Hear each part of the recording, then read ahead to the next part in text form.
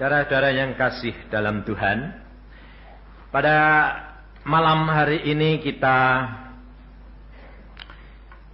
mau belajar dan mau mengerti sebetulnya bagaimana kekristenan itu sebetulnya, saudara. Banyak orang Kristen tidak mempunyai pengalaman secara pribadi dengan Yesus. Tadi seorang sarjana hukum, saya juga baru ketemu sama Pak Ko ya. Dia menyaksikan bagaimana bedanya orang yang berharap kepada Tuhan dan orang yang tidak berharap kepada Tuhan. Padahal kalau kita perhatikan kekristenan kita di dalam KTP kita itu sudah berapa tahun? Saya sendiri pada waktu kecil umur 7 tahun mulai mengenal Yesus karena ayah saya jadi orang Kristen. Dan setelah umur 32 tahun saya sudah menjadi guru sekolah minggu, sudah menjadi ketua pemuda, sudah khotbah, udah ngajar, setiap hari membaca Alkitab. Saya berani mengatakan punya pengalaman. Tetapi satu saat sedang saya habis makan, saya jalan-jalan di ruangan tamu jam 1 siang. Saya dengar suara langsung, berbicara seperti suara manusia.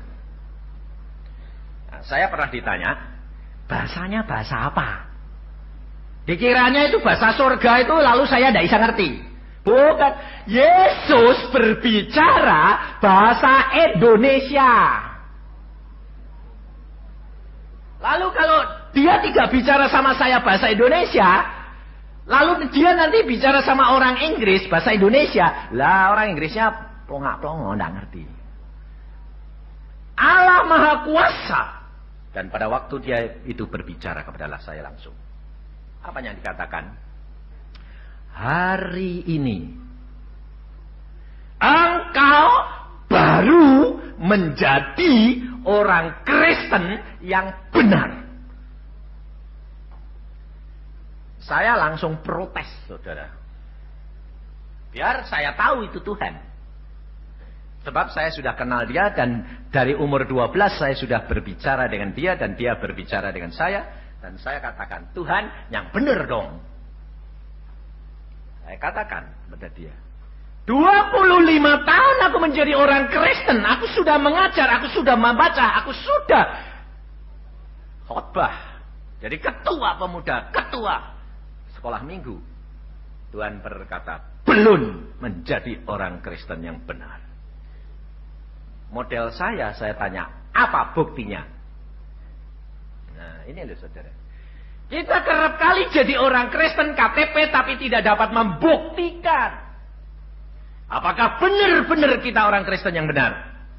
Yesus berkata, pohon yang ditanam di dalam taman Allah Firdaus 3 tahun tidak berbuah, tebang. Saudara sudah jadi orang Kristen berapa tahun? Lebih dari 3 tahun enggak? Buahnya sudah ada belum? Kalau belum, tebang, jangan enak-enak.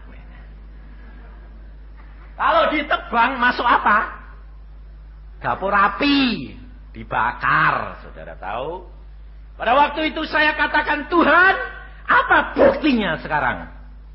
Tuhan berkata apa? Kamu tidak mempunyai kasih.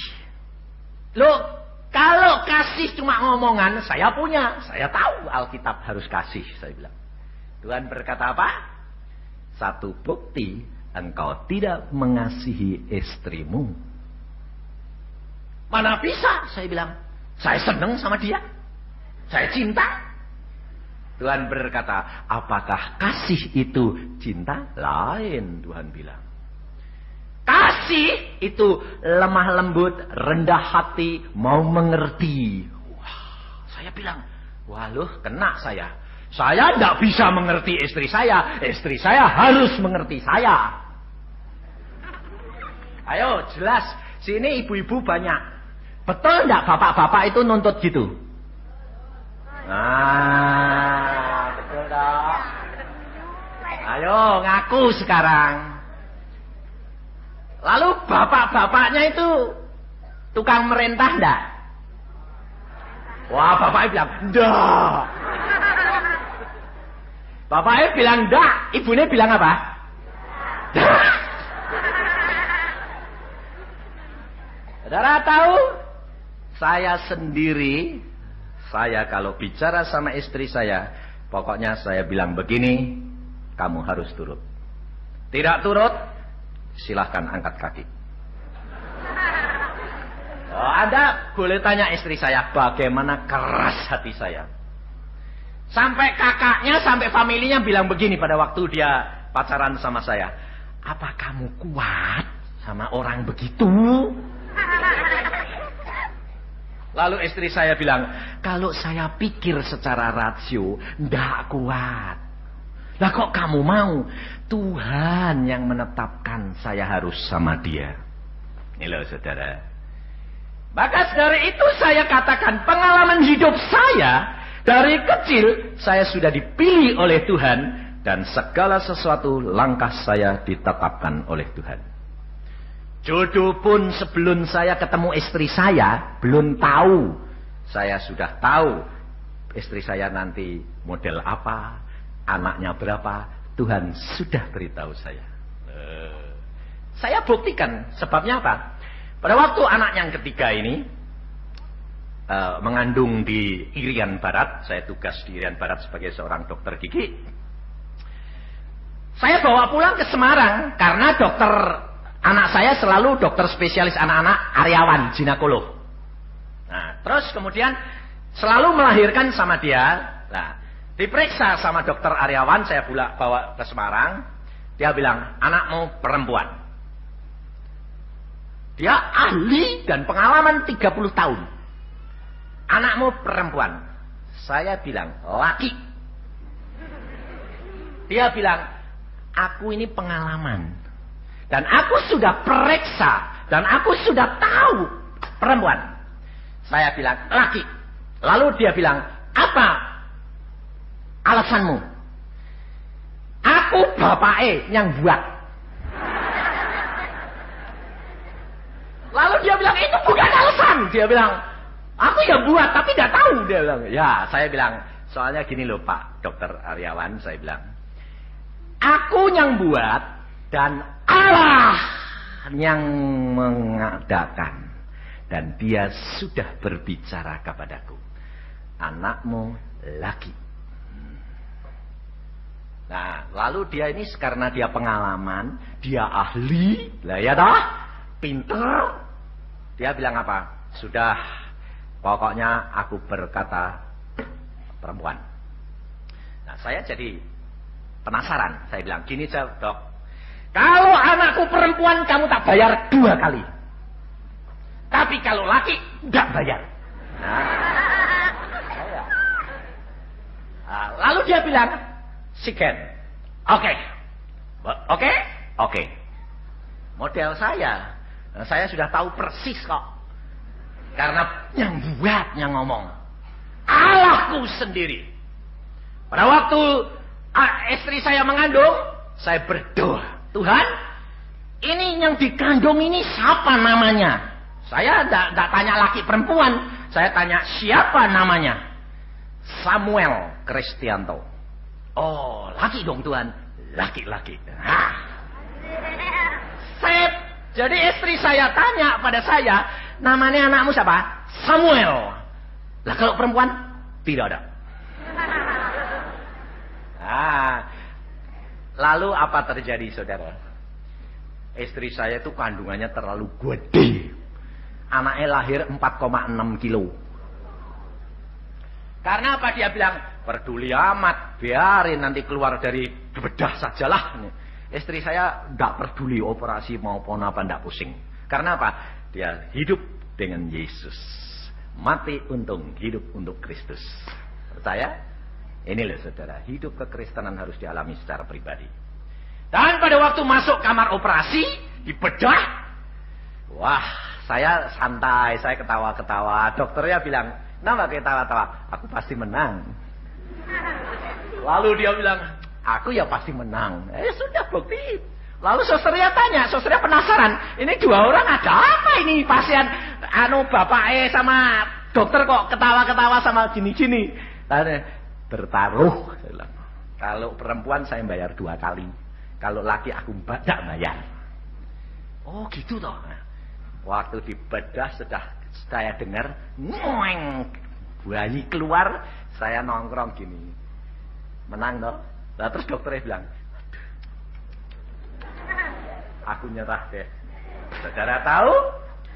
Allah kita adalah Allahnya hidup dan berbicara.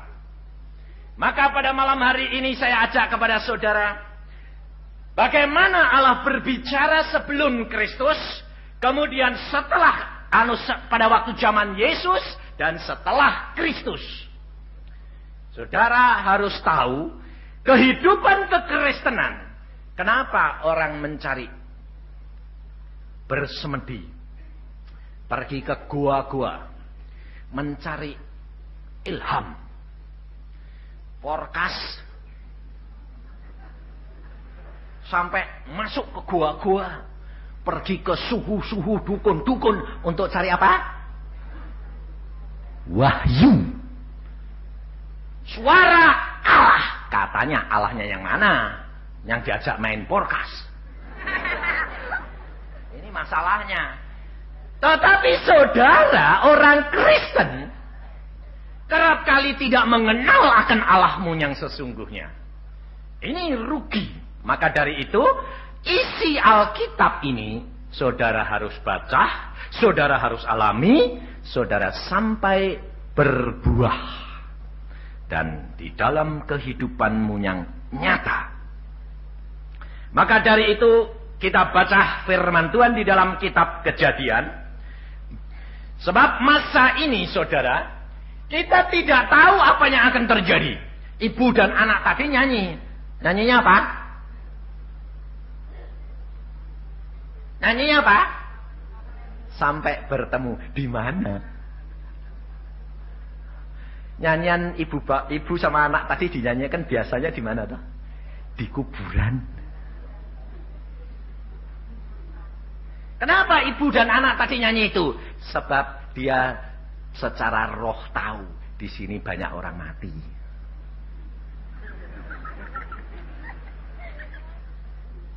Karena apa? Kalau Allah itu hidup, dia bisa berbicara. Kalau saudara hidup, saudara mesti bisa mendengar dan berbicara. Kecuali sakit bisu loh. Lain-lain itu. Tapi kalau saudara hidup normal, saudara dapat berbicara, saudara dapat mendengar. Betul? Tetapi Allah berbicara, saudara tidak dengar. Ada 2 kemungkinan, tuli atau mati. Makanya dinyanyikan sampai bertemu. Sebab dia merindukan ketemu saudara nanti di surga. Saudara tahu? Maka dari itu kita harus belajar sungguh-sungguh supaya hidup kita ini komunikasi dengan Allah. Orang kebatinan semua dia bisa komunikasi sama roh yang lain. Kenapa? Karena dia belajar untuk peka. Saya ketemu orang kebatinan banyak. Dan mereka banyak yang bertobat. Satu orang kebatinan di Bandung, dia sudah pergi ke Tibet, sudah pergi ke Muang Thai, sudah pergi ke India, Sri Lanka. Dia berkata kepada saya begini, datang ke rumah saya ditantang sama dia. Dia berkata begini, Saya mau ketemu Pak Yusa. Ya ini saya bilang. Bapak bisa komunikasi dengan Allahmu? Bisa. Saya juga bisa. Lalu dia berkata apa? Saya mau adu kekuatan sama Bapak. Saya bilang, saya tidak mau adu. Saya tidak cari musuh, saya cari sahabat. Tidak bisa, Pak. Saya cari Bapak. Buat apa? Soalnya saya penasaran. Kenapa? Saya punya Tuhan namanya Yesus. Bapak namanya tuannya saya Yesus Kristus. Nah, dia bilang Yesus, saya Yesus Kristus. Apa bedanya? Nanti dulu saya bilang, beda. Kamu ketemu tuanmu siapa? Saya bersemedi, saya berpuasa, saya berdoa. Saya bertemu dengan tokoh-tokoh semuanya. Dan mereka mengatakan yang paling berkuasa Yesus. Dan aku ikut Yesus. Saya bilang, kalau engkau ikut Yesus, engkau tidak cari musuh. Yesus penuh kasih. Nah kalau gitu yang ketemu saya siapa? Lah ya siapa, saya bilang. Loh, saya ketemu Yesus kok, Pak. Lalu dia bilang, oke. Dia duduk, saya duduk. Saya berdebar hati saya. Lalu saya berdoa, Tuhan, kenapa sih hatiku kok duwek sampai nut. Ternyata Tuhan berkata, awas, kamu berhadapan dengan antikris. Kaget saya. What? Antikris? Yesus palsu dong Tuhan. Ya. Lalu saudara tahu, istri dan anak-anak saya di dalam tidak tahu apa-apa, diperintah oleh Tuhan sendiri. Cepat kumpul, masuk ke kamar, sembahyang. Ayahmu sedang bertempur. Wah, mereka masuk sembahyang. Ada apa sih Tuhan? Ayahmu sedang bertempur antara hidup dan mati. Saudara tahu? Dan saya berdebar luar biasa. Terus saya akhirnya begini, Pak, buat apa Bapak cari musuh? Nggak bisa. Pendeta sudah saya kalahkan, mati akhirnya. Suhu saya datengin, mati akhirnya. Sekarang gilirannya Pak Yusa. Saya jadi bingung, ini orang mau cari musuh. Lalu dia berkata, pedagang itu Pak, di Bandung, dalam waktu 2 minggu saya didatangi oleh pedagang yang lain, suruh mengalahkan, suruh buat dia meninggal. 2 minggu kemudian mati. Waduh, saya bilang, kenapa Anda kejam begitu? Pokoknya saya tidak mau ada yang lebih kuasa dari saya. Bingung saya. Lah, terus saya tanyanya begini. Bapak pada waktu mau datang sini, apa kata tuanmu? Dia berkata begini. Tuan saya berbicara. Dia bilang, jangan datang ke tempat Yusa. 3 hari berturut-turut dia berkata, jangan datang ke tempat Yusa. Jangan datang ke tempat Yusa. Saya bilang, mengapa kamu dilarang? Lah justru itu saya penasaran. Nah, lalu saya bilang, waduh Pak, ini repot nih. Ya sudah, sekarang mulai saja. Saya bilang, oke. Saudara berdoa, saya berdoa. Saudara berbicara sama Tuanmu, saya bicara sama Tuanmu. Oke, mulai. Saudara tahu, mulainya enggak kayak perang-perangan gini-gini, enggak. Diam. Tapi kelihatannya tenang, kayak silat gitu loh. Sampai saya baca silat dulu. Wah lah ini aku perang kayak silat ini. Saya diam, dia diam. Dia ngomong sama tuannya, saya ngomong sama Tuhan Yesus. Saya bilang, Tuhan, bungkus aku dengan darah-Mu. Karena berdebar luar biasa ini. Tuhan berkata, hati-hati. Lalu saya mulai, apa yang saya harus berbuat Tuhan? Tanya kepada dia. Bagaimana kamu bertemu? Bagaimana rupanya? Bagaimana pakaiannya? Oke, saya kata. Sudah siap? Oke. Engkau bertemu dengan Tuanmu yang namanya Yesus itu. Setelah engkau apa? Saya berpuasa mati geni 7 hari 7 malam. Oke. Terus Yesusmu datang. Iya. Lalu dia lihat gambar di rumah saya itu ada gambar Tuhan Yesus pakai sembayang. Ya itu persis itu. Persis itu. Lalu saya bilang, memang itu gambarnya kira-kira Tuhan Yesus, kira-kira, saya bilang. Dia berkata, dia pakai tongkatnya bengkong gitu.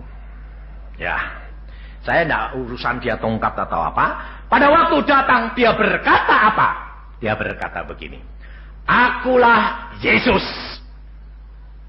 yang engkau cari.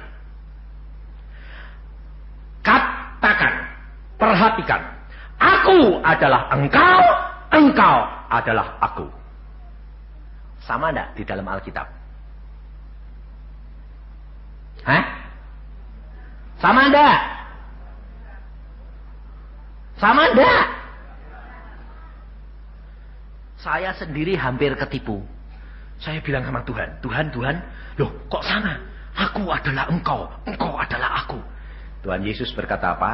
Aku tidak pernah berkata begitu, Yusa. Lah apa? Aku di dalam kamu. Dan kamu di dalam aku. Kamu adalah kamu. Aku adalah aku.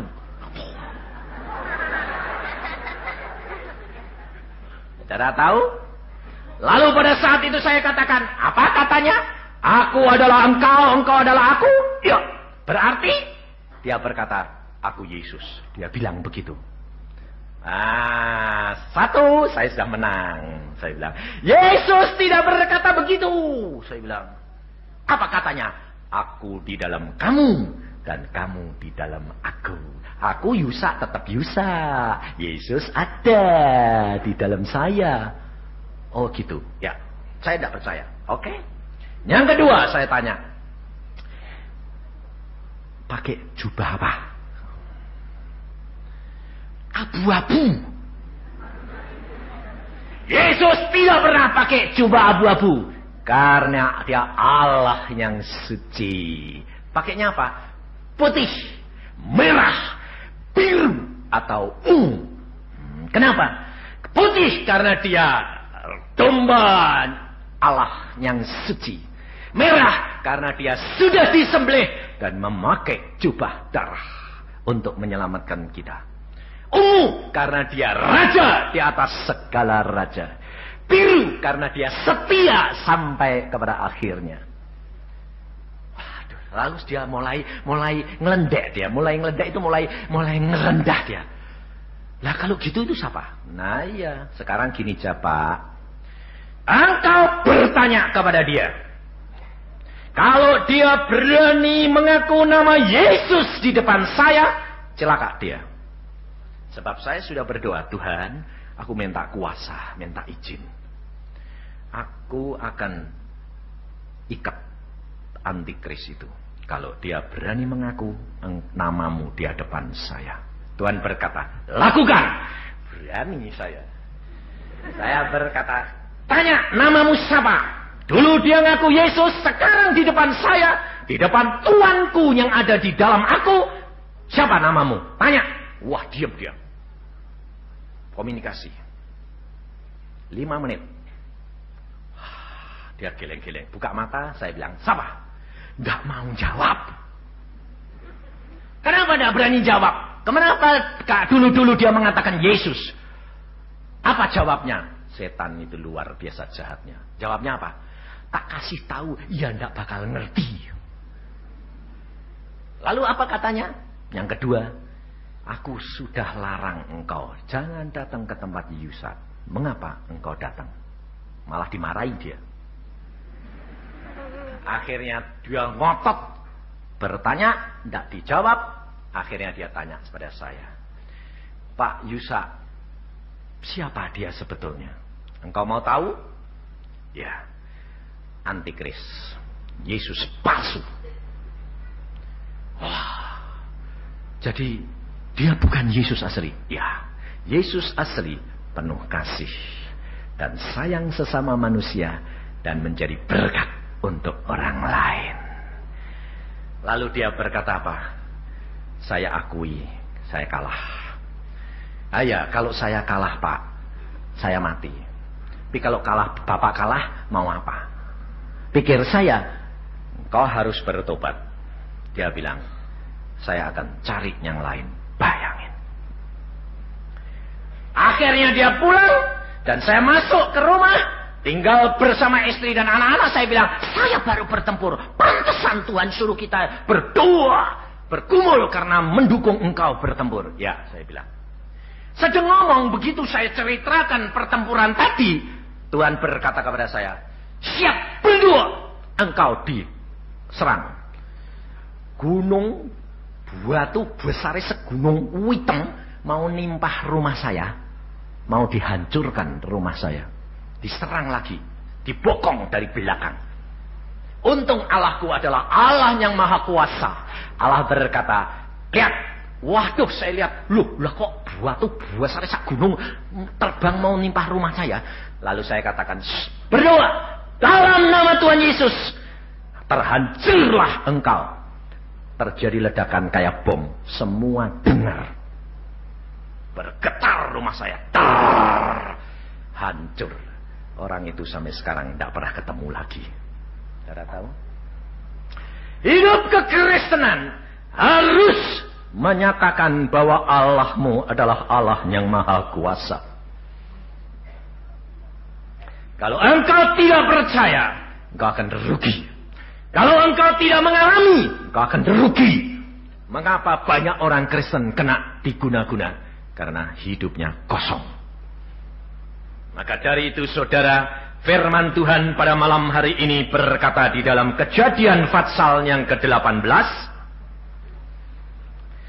Apa yang akan terjadi? Ayat 16 mulai. Lalu berangkatlah orang-orang itu dari situ dan memandang ke arah Sodom.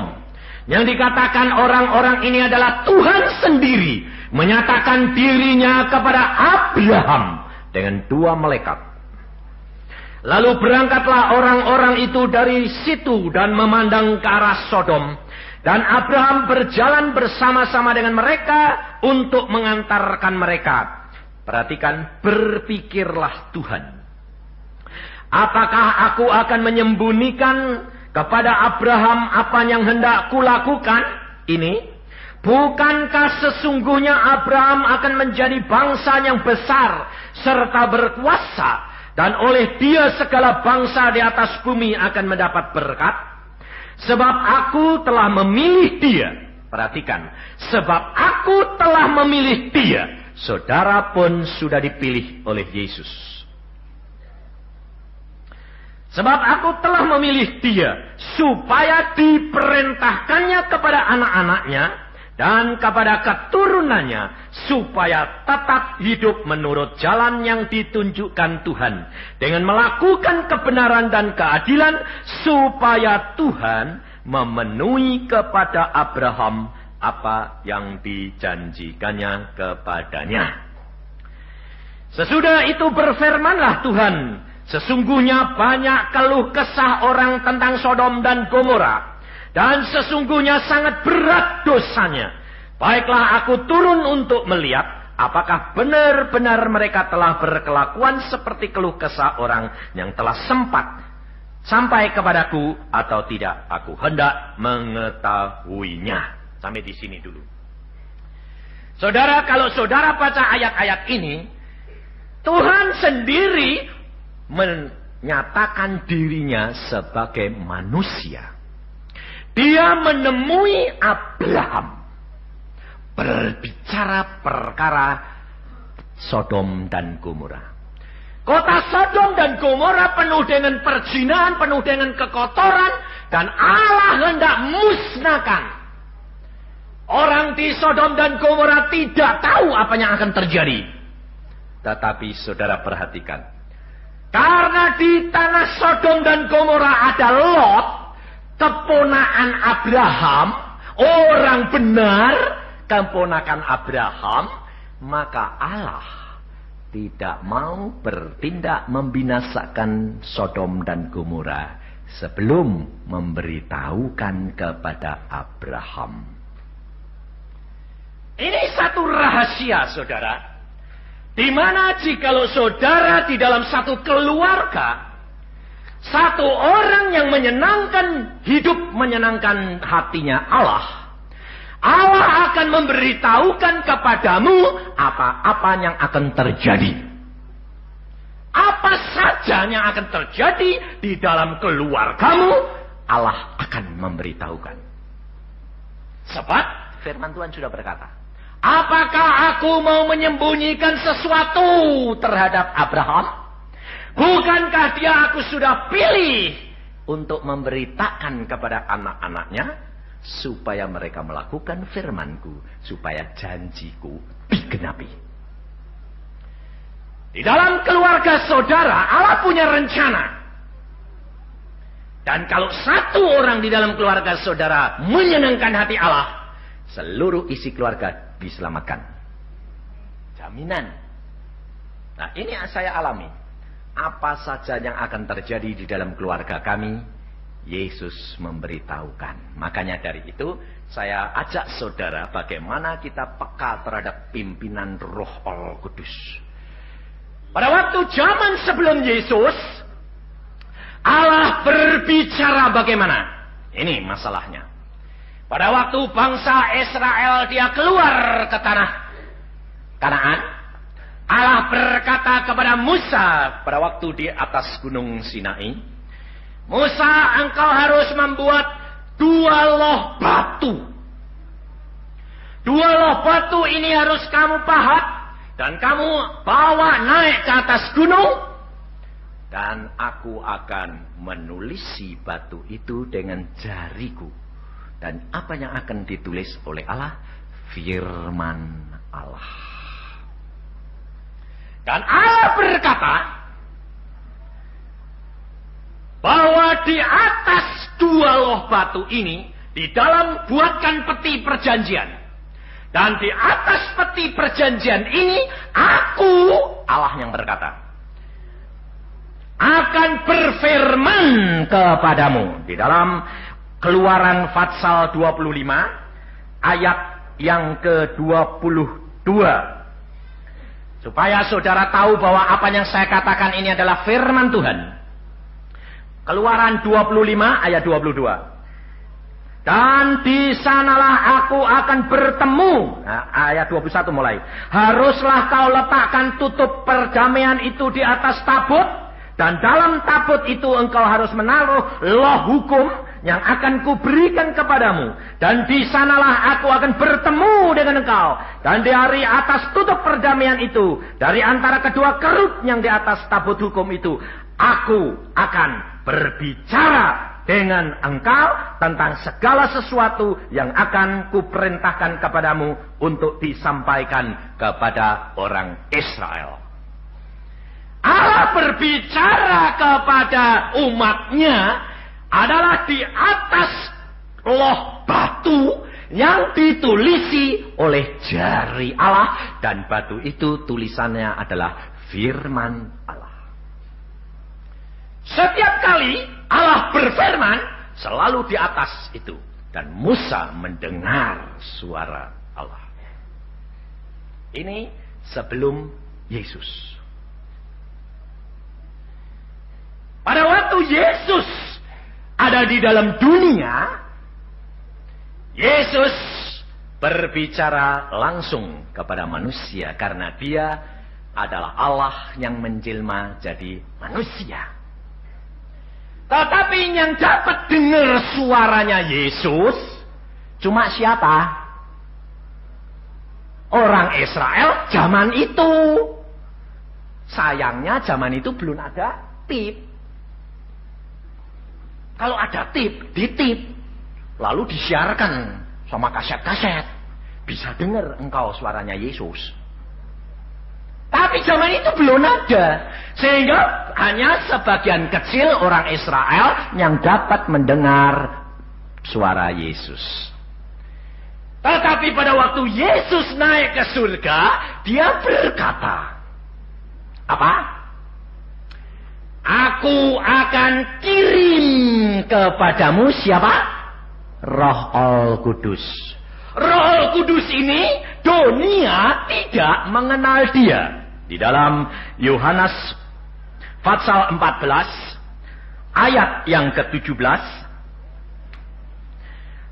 Dunia tidak dapat menerima dia, roh kebenaran. Sebab dunia tidak melihat dia dan tidak mengenal dia. Tetapi kamu mengenal dia sebab ia menyertai kamu dan akan diam di dalam kamu. Saudara percaya tidak? Kalau saudara percaya Yesus Kristus dan dibaptiskan, dan engkau akan menerima Roh Kudus di dalam hatimu. Saudara percaya tidak? Nah, sekarang Roh Kudus yang dikirim oleh Yesus ini tinggal di mana? Di hati. Nah, saudara perhatikan. Oh, hati.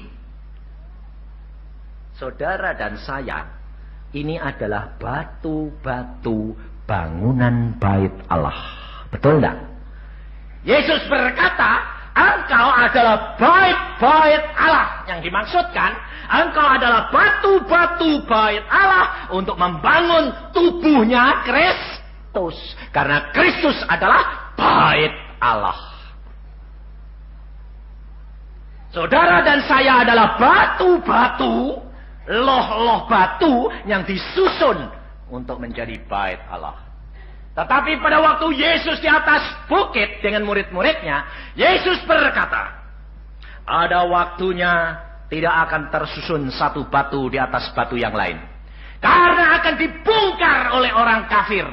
Karena akan diserahkan dan sekarang ambruk. Rubuh semuanya. Pada waktu itu Tuhan berkata kepada saya, Yusa, semua batu bangunan tidak ada. Tapi ada batu yang tidak pernah terpisah dari hadapan hadiratku. Di mana aku bertata, dua loh batu tidak boleh diambil orang. Karena aku selalu bertahta di atas dua loh batu itu. Yaitu dua loh batu, batu perjanjian, batu hukum Allah. Ada di mana tabut perjanjian Allah ini? Ada di surga sekarang. Ayatnya ada di dalam Wahyu pasal 11 ayat 19. Wahyu 11 ayat 19 berkata begini. Maka terbukalah bait suci Allah yang di surga, dan kelihatanlah tabut perjanjiannya di dalam bait suci itu. Jelas? Jadi pada waktu bait Allah di Yerusalem itu dirobohkan, maka tabut perjanjian dibawa Allah ke dalam surga. Seperti Elia diangkat naik ke surga. Lalu Tuhan berkata, sekarang manusia-manusia ini Roh Kudus tinggal di dalam hatinya, di atas loh batu. Tetapi loh batu yang terukir oleh firman Allah dan oleh jari Allah, itu yang akan tidak pernah berpisah dengan dia. Jikalau loh batu saudara tetap batu biasa, saudara akan diserahkan. Ada waktunya engkau akan diserang, dianiaya. Antikris akan tiba dan engkau akan mengalami penganiayaan. Dan bangunan-bangunan batu akan dihancurkan. Tetapi batu yang tertulis firman Allah oleh jari Allah, ia yang tetap tinggal bersama dengan Allah. Maka dari itu saudara, kita harus menyediakan loh hati kita untuk ditulisi oleh jari Allah. Tapi pada waktu batu itu ditulis sama jarinya Allah, kira-kira sakit enggak? Batunya luka enggak? Hah? Luka. Untuk ditulisi dengan firman Allah, saudara harus mengalami. Dan kadang-kadang diproses Allah itu sakit. Sakit. Karena Allah berkata, apa gunanya engkau berteriak kepadaku, Tuhan, Tuhan, tetapi engkau tidak melakukan firman-Ku? Kau harus menjadi pelaku-pelaku firman. Dan salah satu saya katakan kepada saudara, Yesus berkata, jikalau engkau mengasihi orang tuamu lebih daripadaku, kau tidak layak menjadi muridku. Lalu, ini salah satu loh, orang tua. Dan firman Tuhan yang kita baca tadi, Allah berbicara kepada Abraham mengenai apa yang akan terjadi. Lalu, saya ini punya ibu. Saya anak laki yang paling disayang. Karena yang paling gede. Nah, satu saat ibu saya ini sakit koma. Koma karena gulanya terlalu tinggi. Semua saudara sudah datang, tinggal saya yang belum datang. Lalu kakak saya telepon begini. Kamu loh ditunggu mama? Mama enggak rela meninggalkan tubuhnya. Kalau anaknya belum komplit. Yang belum datang cuma kamu. Pikirnya mati.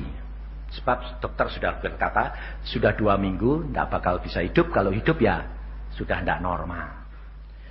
Saya sebagai anak kepingin pulang. Saya sembahyang dulu. Tuhan, ibuku sakit koma, sekarang aku boleh pulang, Tuhan. Tuhan bilang apa? Kalau engkau pulang, ibumu pulang. Wah, kaget tuh saya. Loh kenapa gitu, Tuhan? Lalu Tuhan berkata, selesaikan dulu pekerjaanku. Melayani aku lebih dahulu. Baru engkau melakukan kesukaanmu. Oh ya sudah Tuhan, aku tak ngerjain kerjaanmu. Saya selesaikan kerjaan Tuhan. Khotbah di mana-mana. Kakak saya marah, introka lagi. Anak boceng. Boceng itu tidak berbudi. Ditunggu mamanya sakit kok didatang-datang enggak. Jawaban saya apa? Engkau kepengen mamah mati atau enggak? Ya jangan suruh aku datang. Kenapa? Tuhan bilang dan aku datang mati.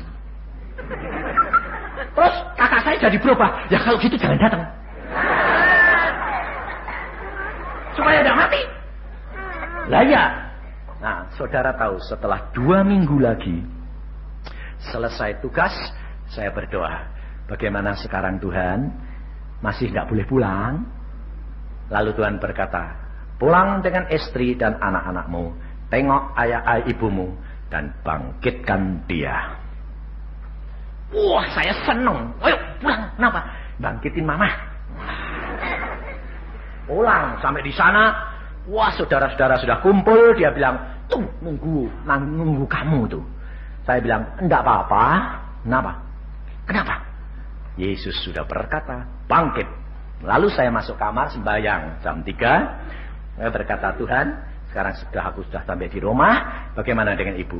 Masuk kamar, panggil namanya, bangkitkan dia. Oke, saya masuk aja. Mama, saya bilang, bangun. Hah? Buka mata nih. Bangkit. Sudah sembuh. Karena Yesus yang berkata engkau sembuh. Sembuh total. Luar biasa Allah Guru. Sampai sudah. Hah? Bilangnya apa? Anaknya lagi datang kok bangkit. Loh. Yesus yang membangkitkan. Bukan saya. Saudara tahu. Mendahulukan dia. Maka engkau akan melihat perkara-perkara besar. Yesus sudah berkata, jikalau engkau percaya kepadaku, engkau akan melakukan perkara-perkara yang aku lakukan. Saudara percaya tidak kalau Allahmu itu tidak berubah? Tetapi di mana iman percayamu? Engkau mempunyai Allah yang penuh ajaib. Kalau saya bersaksi, saudara berkata apa? Mosok. Bayangin saya mau berkata, Tuhan, anakmu itu tidak percaya. Tuhan berkata apa? Aku pada waktu di dalam dunia pun orang Yahudi tidak percaya. Saudara tahu? Yesus tidak pernah berubah. Engkau punya Allah yang menurut dunia ini dongeng. Siapa yang percaya orang 5.000 Yesus cuma punya 5 ketul roti 2 ikan. Lalu Yesus berkata kepada murid-muridnya, beri mereka makan. Dan muridnya semua, hah? 5 roti. Mana mungkin? Yesus berkata, bagikan. Dan dibagikan semua makan. Lebih 12 bakul. Masuk akal enggak? Dongeng enggak? Engkau punya Tuhan yang luar biasa. Pada waktu murid-muridnya berjalan naik perahu, dia berjalan di atas air. Enggak dongeng. Ada orang jalan di atas air. Itu Tuhanmu, saudara tahu enggak? Yesus berkata apa? Kalau engkau percaya kepadaku, engkau pun akan melakukan perkara-perkara yang aku lakukan. Tapi saudara, kalau ada hamba Tuhan yang ngalami gitu, masa? Loh, saudara ini orang percaya apa enggak? Percaya. Lah kok bilang mosok? Karena engkau tidak ngalami dan tidak percaya. Ini loh saudara. Kau akan mengalami perkara yang ajaib. Dan ibu saya pada waktu dia di Australia, diajak adik saya naik apa? Kereta yang tua masuk jurang. Tegang, putus sarape. Saya bilang, nak, adik, kamu ini tidak punya otak, saya bilang. Loh, orang umur 67 kok dijak naik kereta yang jungkel kayak gitu.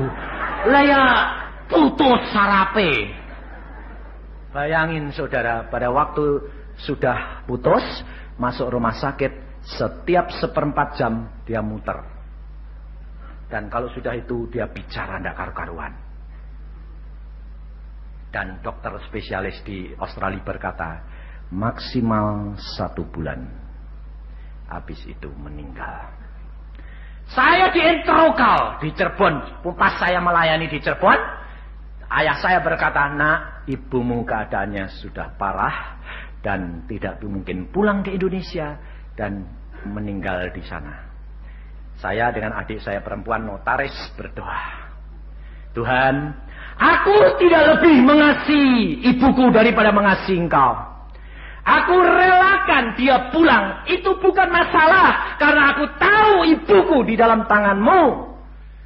Pulang bukan masalah Tuhan. Tapi masalahnya, anaknya semua 7 orang di Indonesia. Lalu yang gotong ke Australia itu siapa? Charter pesawat. Saya bilang, berapa Tuhan? Saya ngomong gitu, saudara tahu apa Allah bicara sama saya? Bicara begini. Apa kehendak-Mu? Wah, saya ditanya gitu, beneran tak pikir. Waduh Tuhan, terima kasih. Kalau boleh Tuhan, tambahi umur supaya dia yang pulang ke Indonesia. Mati di Indonesia, murah.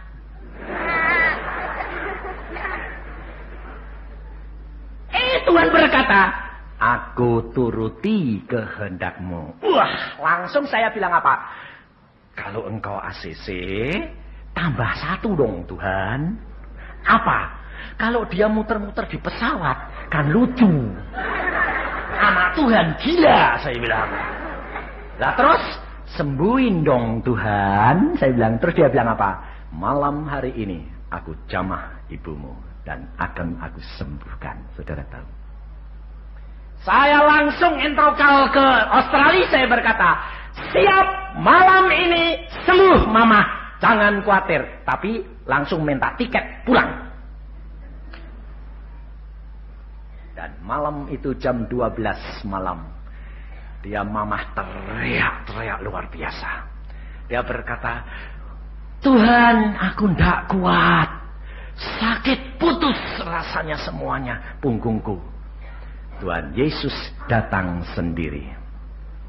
Ayah saya megang ibu saya, nangis dengan cucuran air mata. Dia lihat penderitaan istrinya, anaknya, menantunya semua menangis. Tuhan Yesus berbicara kepada ibu saya. Tuhan berkata, anak, engkau belum menderita seperti aku di atas kayu salib. Penderitaanmu belum seberapa. Ucapkan syukur karena engkau boleh menanggung sebagian kecil daripada apa yang aku perbuat untuk engkau. Pada saat itu dia tidak menangis lagi. Pada saat itu dia tidak berteriak lagi. saat itu dia berkata, ampun Tuhan, kenapa aku tidak mengucap syukur melakukan firman-Mu. Padahal Engkau lebih menderita daripada aku.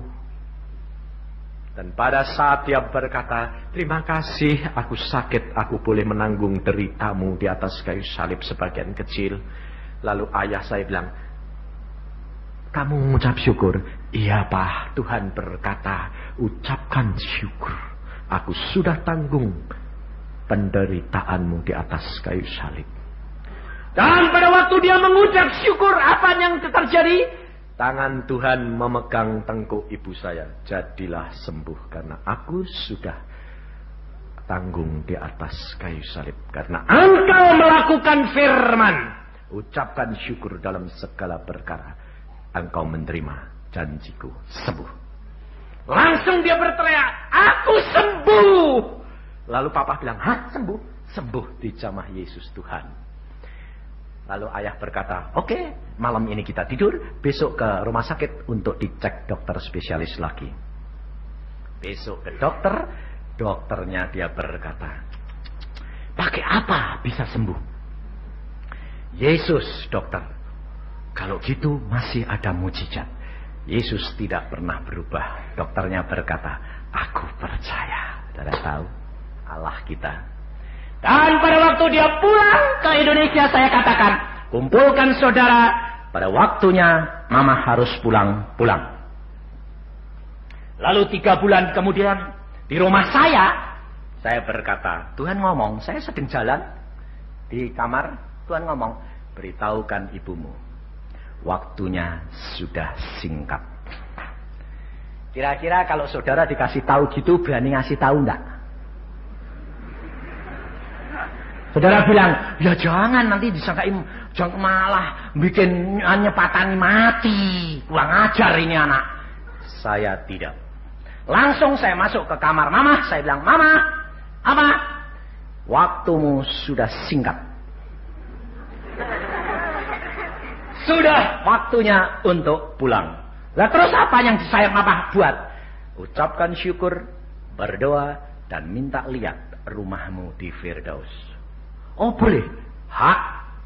Bapak berkata, aku mau pergi dulu menyediakan rumah bagimu.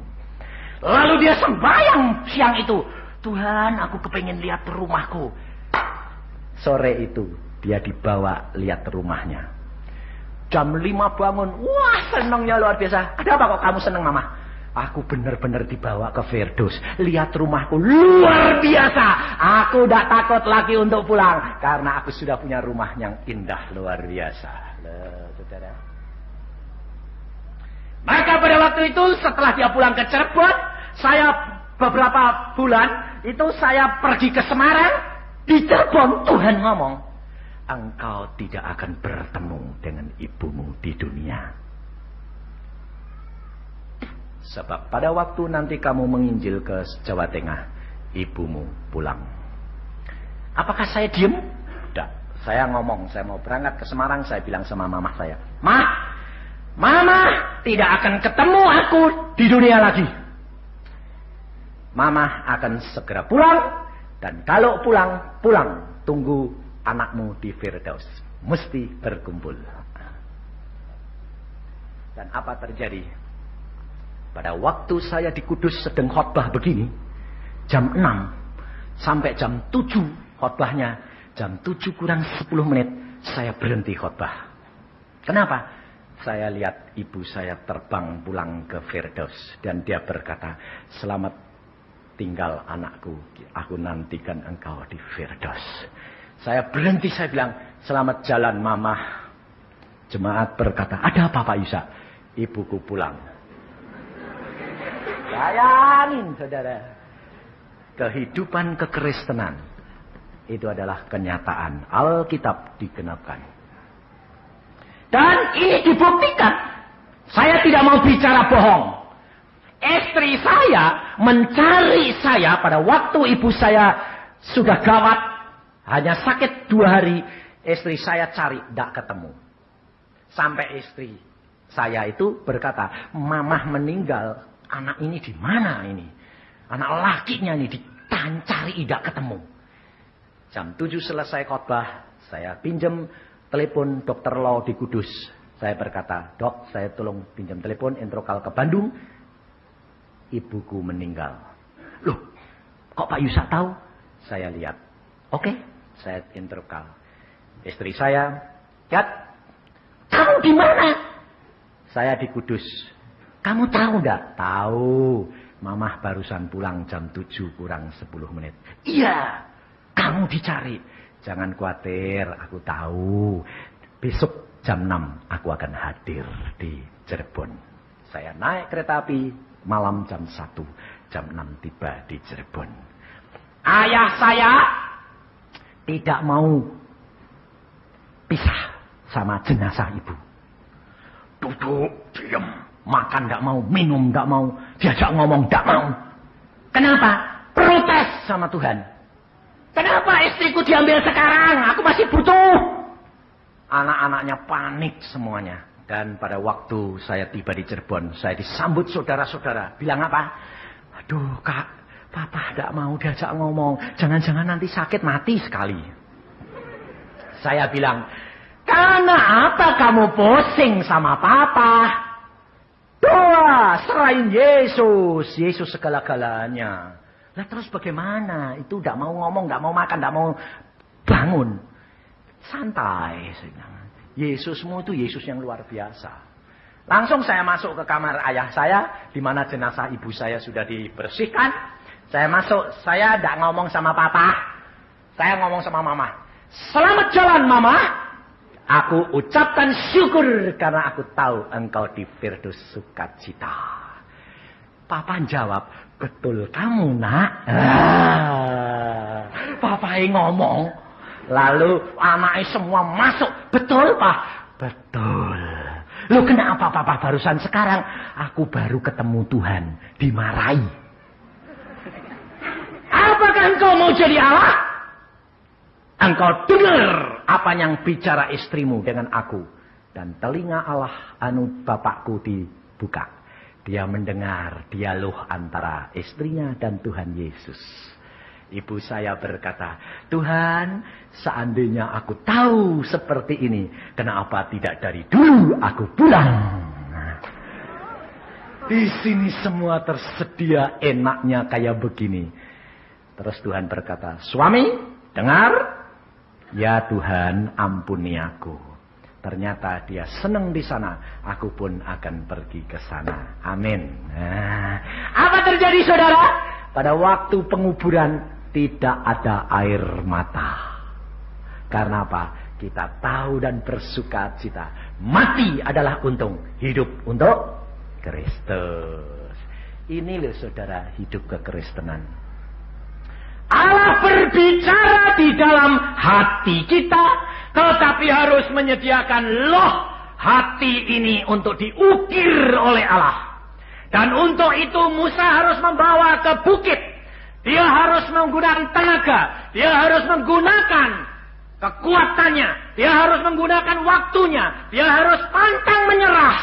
Naik setelah tiba di atas apa yang dilakukan. Diserahkan di hadapan Allah. Dan Musa berdoa dan puasa. Tapi orang Kristen kalau disuruh puasa, tidak mau. Buat apa puasa? Untuk supaya punya kuasa untuk menyingkirkan godaan setan. Dan menyediakan hati diukir oleh jari Allah. Dan firman Allah ada setiap hari diukir. Pada waktunya zaman kesesakan, penderitaan, Allah akan melindungi engkau. Kau akan tetap dipelihara. Apapun boleh terjadi. Hatimu tenang, damai, dan sejahtera. Kekristenan lain daripada agama yang lain. Kita punya jaminan. Damai sejahtera aku berikan kepadamu. Dan damai sejahtera yang aku berikan tidak seperti yang diberikan oleh dunia. Ini bagian kita. Maka dari itu saudara, malam hari ini, sediakan hatimu. Sediakan hati untuk diukir oleh Allah. Biarpun dibentuk sakit, tetapi engkau harus bayar harganya. Baca firman Tuhan, berdoa senantiasa. Kau akan melihat buahnya pada waktu kesesakan. Engkau akan dipeliharakan oleh Dia. Sakit penyakit tidak masalah. Keuangan tidak masalah. Karena apa? Kita punya Yesus. Kalau engkau sudah peka, Allah berbicara dalam hatimu, di atas loh hatimu, dan engkau akan tahu apapun yang akan terjadi, Allah sampaikan kepadamu. Amin. Mari kita berdoa. Tuhan, firman-Mu sudah hamba sampaikan. Anak-anak-Mu sudah mendengar pada malam hari ini. Hamba tahu di sini banyak orang-orang yang belum mengenal akan Engkau. Hamba tahu mereka sedang mencari identitas. Allah yang mana yang aku harus pegang dan Allah yang mana yang aku harus percayai. Saudara, pada malam hari ini saya tantang engkau karena saya sudah mengalami pribadi dengan Dia. Kalau engkau percaya kepada Dia, kalau engkau serahkan loh hatimu sungguh-sungguh, kalau engkau mau mengaku Dia sebagai Tuhan dan Juru Selamatmu, dan engkau serahkan untuk hatimu diukir oleh Dia, saya jamin Allah akan berbicara melalui di atas loh hatimu. Dan apa saja masalahmu, Allah sanggup selesaikan. Kalau saya tidak mengalami, saya tidak akan mau ada di tempat ini sebagai seorang penginjil. Lebih enak sebagai seorang dokter dan direktur. Tetapi saya mengenal Dia. Saya tahu Dia, Allah yang nyata, Allah yang berbicara. Pada malam hari ini, saya tantang saudara. Khusus, saya minta saudara yang belum pernah jadi orang Kristen, belum ke gereja, belum dibaptiskan, saya tantang saudara untuk terima Yesus malam hari ini. Kalau saudara ada berdiri di tempat, saya akan berdoa untuk saudara. Malam hari ini adalah malam penentuan buat engkau, saudara. Waktunya sudah tiba. Engkau tidak tahu kapan Sodom dan Gomora akan dimusnahkan. Kapan engkau akan dipanggil oleh Tuhan, tidak ada orang tahu. Tetapi malam ini kesempatan bagi engkau. Mari saudara, berdiri di tempat.